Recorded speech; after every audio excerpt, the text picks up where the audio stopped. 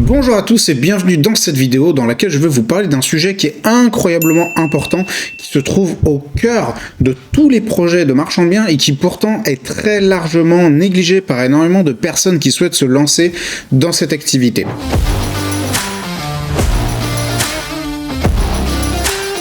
Aujourd'hui, on va parler des collectivités locales et je vais vous expliquer en quoi il s'agit d'un acteur qui est absolument incontournable dans toute activité immobilière qui commence un petit peu à se structurer, d'ailleurs, que ce soit du marchand de biens ou de l'investissement locatif. Je vais vous expliquer pourquoi c'est le cas, comment il se fait que cet acteur-là soit incroyablement important pour vos projets, et je vais aussi vous donner des clés concrètes pour savoir comment aborder justement cette relation. Et le but, c'est que un maximum de projets que vous allez porter puissent être acceptés, puissent aller au bout, et donc que vous puissiez forcément gagner plus d'argent avec votre activité immobilière. Et c'est vraiment une vidéo importante puisque le sujet ici, c'est pas un sujet qui est ultra sexy, c'est pas un sujet qui est hyper connu, et il est souvent assez négligé au profit de sujets qui sont absolument secondaires comme la fiscalité ou autres qui intéresse énormément les personnes qui se lancent, qui pour autant ne sont pas aussi capitaux que celui dont je vais parler aujourd'hui.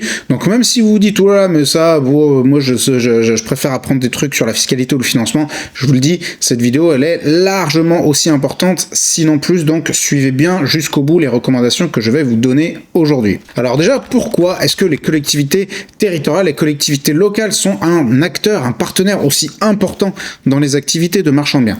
Eh bien, ce qu'il faut savoir, c'est que, si vous l'ignorez, c'est que le marchand de biens, il évolue dans un contexte réglementaire, dans un univers réglementaire et qui lui pose un certain nombre de contraintes. Donc, un opérateur immobilier, que ce soit un marchand, un promoteur, un investisseur ou autre, eh ben, il fait pas ce qu'il veut, puisque, les collectivités sur lesquelles le foncier se trouve vont avoir, bien entendu, un droit de regard sur ce qui va se produire ou non. Alors dans quelle situation concrètement est-ce que vous allez avoir affaire à une collectivité locale, d'ailleurs que vous soyez marchand, investisseur, même si c'est pour votre résidence principale, notamment dès que vous allez avoir besoin d'une autorisation d'urbanisme. Puisque si vous faites un projet à l'intérieur de vos murs, à moins que vous soyez dans un bâtiment classé, ce qui est très rare, mais dans la grosse majorité des cas, si vous faites un projet à l'intérieur de chez vous, vous voulez péter des cloisons, faire je sais pas quoi, vous faites bien ce que vous voulez. Mais dès que vous allez avoir besoin d'une autorisation d'urbanisme, alors vous allez avoir affaire à la collectivité. Et quels sont les cas de figure principaux dans lesquels vous allez avoir besoin d'une autorisation d'urbanisme? Eh bien déjà, dès que vous faites une modification extérieure. C'est-à-dire que par exemple, vous voulez créer une ouverture, vous avez besoin d'une autorisation d'urbanisme. Vous voulez poser un mur de clôture, faire un mur de clôture autour de votre maison, pareil. Vous voulez changer les fenêtres, je sais pas, vous aviez des vieilles fenêtres toutes pourries en bois, vous voulez mettre des fenêtres en alu, et là vous avez besoin d'une autorisation d'urbanisme. C'est pour ça que ce sont les petites modifications extérieures. Aussi, dès que vous allez vouloir faire une opération de construction, extension ou surélévation, donc construction neuve ou extension de maison existante ou surélévation d'un bâtiment existant aussi. Donc là, ça nécessite une autorisation d'urbanisme. Mais aussi, dès que vous voulez faire une division de terrain, donc ça c'est une opération classique qu'un marchand ou un lotisseur va souhaiter faire. Et enfin, les opérations de changement de destination, qui consistent à prendre un bien qui a une certaine destination, la destination étant une notion d'urbanisme, et à transformer la destination. Par exemple, on peut parler d'un bâtiment agricole, typiquement une grange qu'on souhaite transformer en habitation. La destination était agricole, maintenant on souhaite la passer en destination d'habitation. Eh bien ça, c'est un changement de destination et ça nécessite une autorisation d'urbanisme. Alors je vous ai donné les grands cas de figure, il y a plein d'autres cas de figure, des petits cas de figure dans lesquels vous allez avoir besoin d'une autorisation d'urbanisme. Je ne sais pas si vous voulez faire une piscine par exemple, et donc là ce que je vous ai donné ça va couvrir 95% de vos besoins, en tout cas des cas de figure dans lesquels vous allez avoir besoin de déposer une demande d'urbanisme. Dans la majorité de vos projets vous allez avoir besoin d'une autorisation d'urbanisme, et c'est la raison pour laquelle la connaissance en matière d'urbanisme, savoir trouver les infos, savoir lire les infos, savoir les interpréter, c'est au cœur du métier de marchand de biens. Et d'ailleurs, si vous voulez vous lancer dans ce domaine, dans l'activité de marchand, vous voulez faire de l'investissement locatif de manière un petit peu sérieuse, je vous recommande d'assurer une formation qui va vous donner véritablement du contenu sur ces sujets, parce que si vous vous lancez dans une activité immobilière un peu sérieuse, un peu structurée, et sans avoir des connaissances en matière d'urbanisme, c'est comme si vous partiez à la bataille à main nue, ok, vous allez vous faire défoncer. Donc si vous voulez faire ça de manière structurée, vérifiez que la formation que vous voulez suivre, elle ait une bonne dose d'urbanisme. Donc on peut se dire, ok, j'ai compris pourquoi je dois m'y connaître en urbanisme, c'est bon, tu m'as convaincu, mais ça m'explique pas pourquoi est-ce que je dois soigner mes relations avec les collectivités locales, et c'est ce qu'on va voir maintenant. Pour comprendre l'importance des collectivités territoriales dans les projets immobiliers qu'on va faire, il faut déjà comprendre le fonctionnement au global de ce sujet de l'instruction du droit des sols. Il faut savoir que le maire, il a l'autorité sur sa commune pour délivrer les autorisations d'urbanisme. Cette compétence lui a été transférée aux mairies à la fin du XXe siècle, donc à partir des années 80, dans tout le processus de décentralisation. Avant, c'était l'État qui instruisait, donc c'était les préfectures qui instruisaient les demandes d'urbanisme.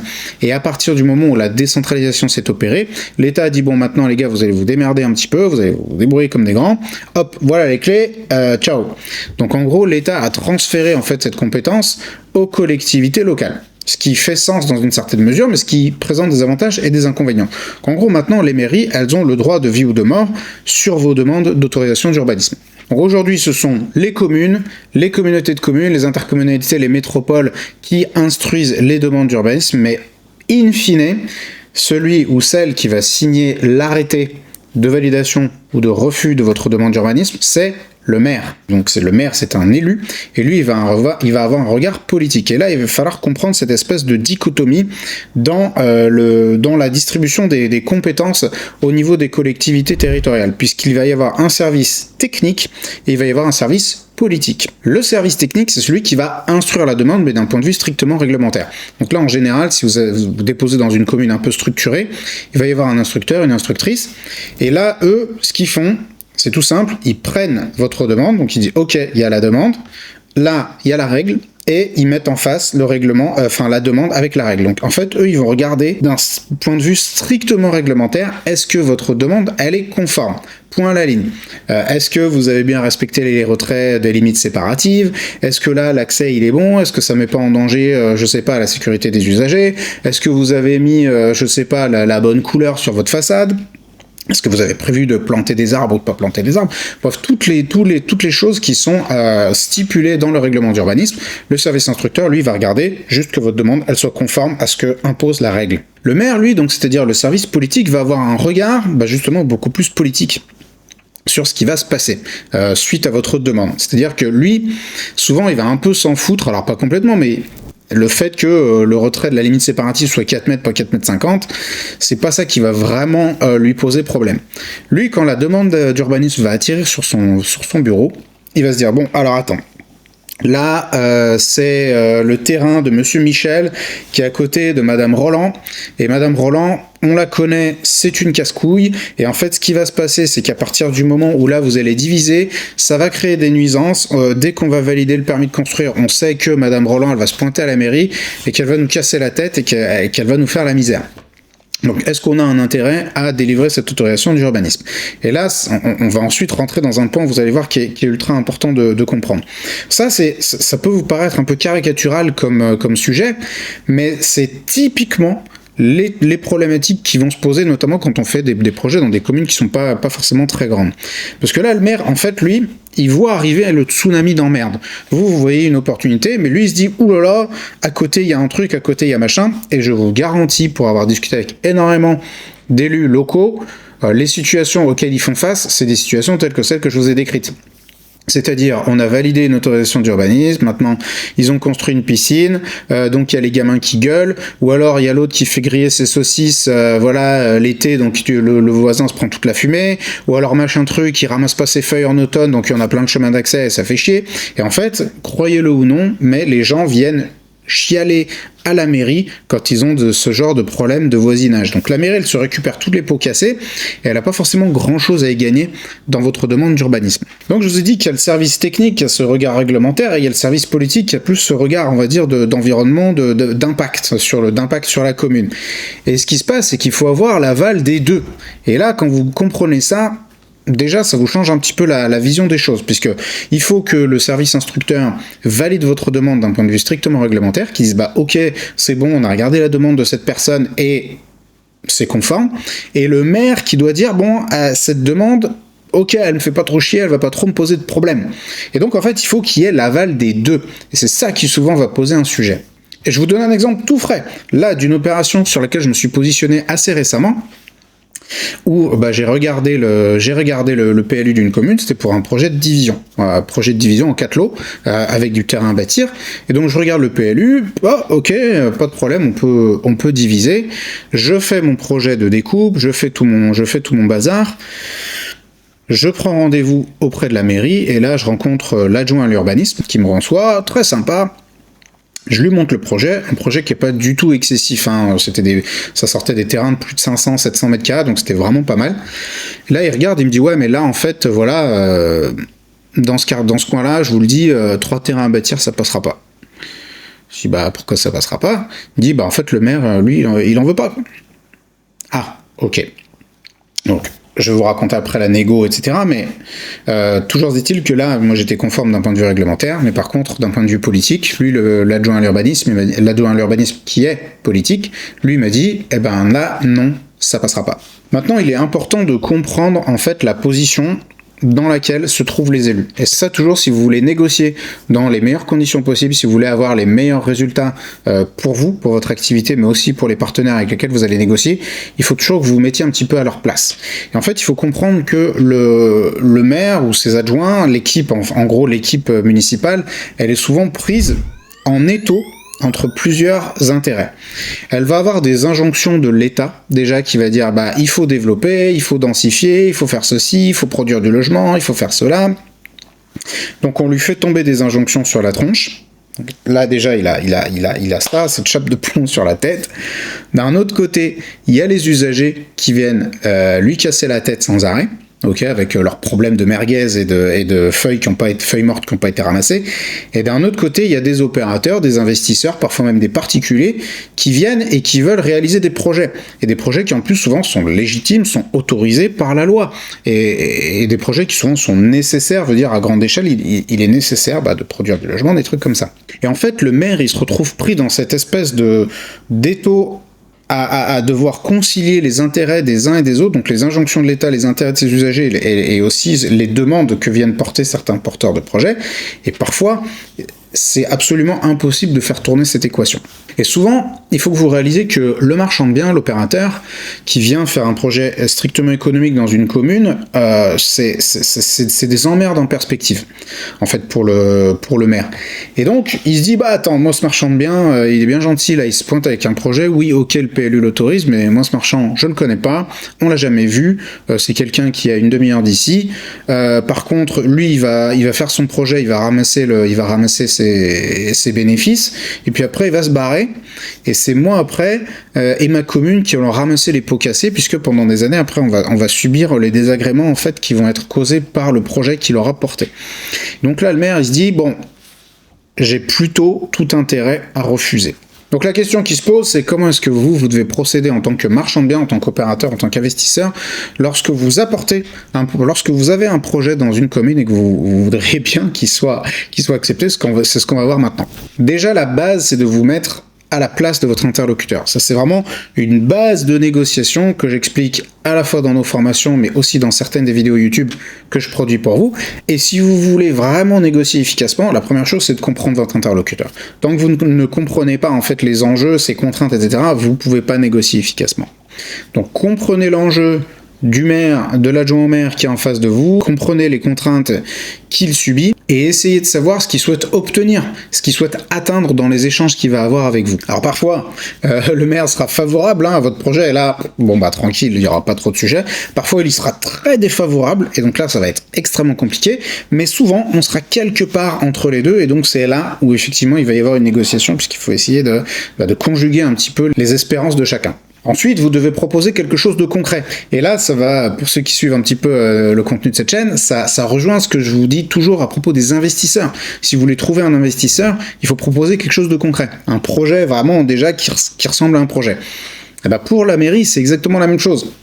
Si vous allez voir, dites j'ai un projet sur votre commune, ils vont dire ok, montrez-moi c'est quoi le projet, dire non, je voulais voir d'abord avec vous si vous me l'autorisiez avant de le faire. Ils vont dire monsieur, vous n'êtes pas sérieux, madame, vous n'êtes pas sérieuse. Et donc il faut déjà avoir un projet, c'est-à-dire vous avez visité un bien, vous avez potassé le projet, vous avez un petit croquis et vous venez, donc vous dites j'ai visité le bien de madame machin et je voudrais éventuellement faire ce type de projet.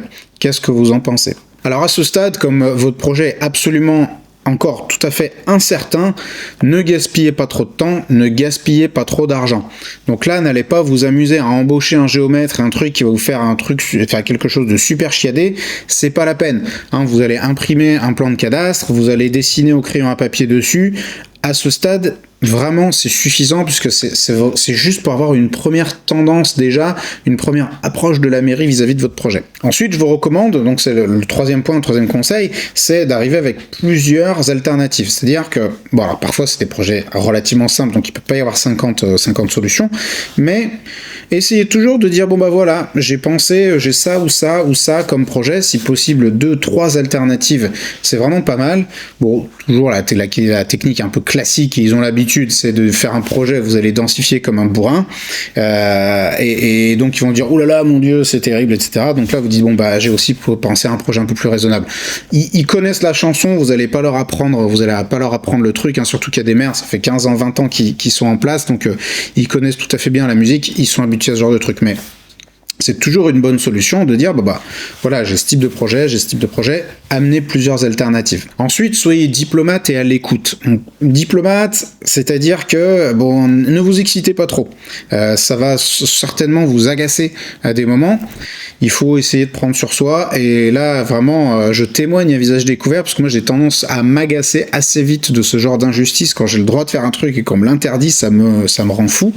Et souvent, dans les mairies, je vous cache pas que j'ai été proche de la crise de nerfs, mais il faut rester diplomate, il faut rester un petit peu objectif, donc rester concentré sur son projet et pas trop se focaliser sur des histoires de personnes. Et il faut être à l'écoute de ce que va vous dire votre interlocuteur. Parce que souvent, ils vont vous dire, en l'état, non, mais comme ci, comme ça. Et c'est là où il faut essayer d'aller un petit peu gratter, d'essayer de comprendre quels sont les enjeux et comment est-ce que potentiellement votre projet pourrait passer. Les projets, c'est pas toujours genre un non catégorique. Il y a beaucoup de fois où on va vous dire, ça pourrait être faisable, mais de telle et telle manière. Le problème, c'est que souvent, ça va impliquer une renégociation avec les vendeurs, puisque si vous pouvez faire moins de lots, souvent vous pouvez proposer un prix moindre, et donc ça va vous relancer dans une négo avec les vendeurs. Ça fait partie du métier, mais en tout cas, souvent on pourra vous autoriser à faire le projet sous certaines conditions, donc il faut vraiment être à l'écoute de ce qui est important pour l'interlocuteur que vous avez en face de vous. Ensuite, vous devez vous asseoir, souvent il va falloir s'asseoir sur son ego, et ça c'est vraiment la partie difficile. Alors ça dépend des personnes, il y a des personnes qui ont vachement de facilité avec ça, et des personnes qui ont moins de facilité avec ça. Il faut essayer de se dire que clairement, le projet ne peut pas passer. Souvent, les personnes peuvent être très désagréables quand on est marchand de biens, parce que on a une mauvaise réputation. Donc, il faut vraiment se dire, ok, là, je m'assois sur mon ego. Il m'a refusé le projet. On a envie d'y aller en force. On a envie de leur rentrer dans l'art. Mais c'est pas toujours une bonne solution. Notamment si vous avez l'intention de refaire des projets dans la même commune. Sachez, je vais en reparler là dans la vidéo, mais que de manière générale, les collectivités, elles ont beaucoup plus de pouvoir que vous autres investisseurs et opérateurs immobiliers, et donc souvent c'est pas une très bonne stratégie d'y aller de force. Donc souvent il va falloir s'asseoir un petit peu sur son ego. Et enfin, le dernier point, c'est quand même de faire entendre ses droits malgré tout. Parce que, il faut être diplomate, etc., il faut écouter, mais l'idée, c'est pas de s'écraser non plus, parce qu'on a quand même des droits. Et donc, à un moment donné, vous pouvez aussi, dans certaines circonstances, faire entendre vos droits, faire entendre la légitimité de votre projet, et aussi peut-être parfois un peu montrer l'écro. Ce projet, moi j'ai le droit de le faire, il n'a pas un impact terrible ni sur le voisinage, ni sur le truc, et donc, moi je vais y aller. Et si ça passe pas, moi j'aurais pas de problème à aller au tribunal administratif pour faire passer le projet. Clairement, la plupart des communes s'en foutent. Ça leur fait pas, c'est une menace qui va pas leur faire peur. Mais dans certaines mairies, ils vont se dire ça va nous faire des emmerdes et tout, on n'a pas trop envie, notamment dans les petites communes. Donc dans certaines circonstances, ça peut être intéressant tout de même, si vous êtes dans votre beau droit, bien entendu, de le faire entendre et de dire attends, là mon projet il est légitime, donc je vous prie de le considérer favorablement. Malheureusement, vous n'avez pas beaucoup de levier si la mairie refuse votre projet. Si votre projet est légitime au regard de la loi, c'est-à-dire qu'il respecte strictement les règles qui sont édictées par le PLU, mais que la mairie vous le refuse, le seul recours que vous avez, vous pouvez faire un recours gracieux dans un premier temps, mais en gros ça n'aboutira quasiment jamais, et après vous pouvez faire un recours auprès du tribunal administratif. Et donc là, bienvenue en France, on adore, ça prend 2 ans en général pour avoir une réponse, qu'elle soit favorable ou défavorable. Et donc là, en fait, on entre dans la problématique du pot de fer contre le pot de terre, et en tout cas du temps administratif face au temps commercial. Vous n'avez pas le temps, en gros, d'attendre 2 ans que le tribunal administratif aille trancher sur cette opération, vous avez besoin de savoir. Et la mairie, elle, par contre, elle a tout son temps. Elle s'en fout, c'est pas grave, il n'y a pas le feu au lac. Elle va prendre son temps et elle sait exactement que vous n'avez pas ce temps-là pour attendre. Et donc c'est souvent là-dessus que jouent un petit peu les mairies. La question qui se pose, c'est est-ce que le projet en vaut vraiment la peine? Auquel cas, moi je pense que parfois, il peut être intéressant d'aller au tribunal pour rendre justice. Et d'ailleurs, il y a beaucoup de maires qui le disent à demi-mot, mais ils préfèrent en fait que les projets soient validés par le tribunal plutôt que par eux-mêmes. Comme ça, ils peuvent aller dire à leurs administrés « Ah mais moi j'ai refusé, j'ai lutté pour refuser ce projet, mais c'est le tribunal qui a validé, c'est pas moi. » Donc eux en fait, ils se lavent les mains du truc. Et souvent, ils vont pas vous le dire ouvertement, mais ils peuvent vous le laisser entendre. Et donc là, je voudrais ouvrir aussi un petit peu la réflexion sur un truc plus large. J'en parle parfois sur mon profil LinkedIn. On vous mettra le lien d'ailleurs pour le profil LinkedIn si vous voulez suivre un petit peu les actualités. On a un véritable problème de société en France, parce que quand on regarde le micro-projet comme ça à une petite échelle, dans une petite commune, et ben en fait on a une mairie qui vous dit bon bah madame la marchande de biens, là c'est pas 4 lots, c'est 3, ou c'est pas 3 lots, c'est 2, donc on se dit bon bah ok c'est un lot de moins. Mais en fait quand on y réfléchit, c'est 25% ou 33% de production de logements en moins à l'échelle de votre projet. Et si vous y réfléchissez bien, au final, si la mairie applique cette politique, ce que la plupart des mairies font, sur les projets de marchands, sur les projets de lotissement ou sur les projets de promotion immobilière, c'est-à-dire qu'ils n'optimisent absolument pas, ils ne maximisent pas le potentiel du foncier, eh bien on se retrouve après avec des problématiques de crise du logement à grande échelle. C'est-à-dire que là, en fait, c'est l'effet cumulé de toutes ces petites décisions, de toutes les petites, moyennes et grandes communes qui en fait finissent par s'accumuler à un problème de société, un problème général qui est le manque de production de logements dans les zones tendues. Dites-moi ce que vous en pensez, j'espère que cette vidéo vous a plu, que vous avez appris des choses, si c'est le cas, payez votre like et n'hésitez pas à me dire ce que vous pensez de toutes les réflexions qui ont été partagées dans cette vidéo.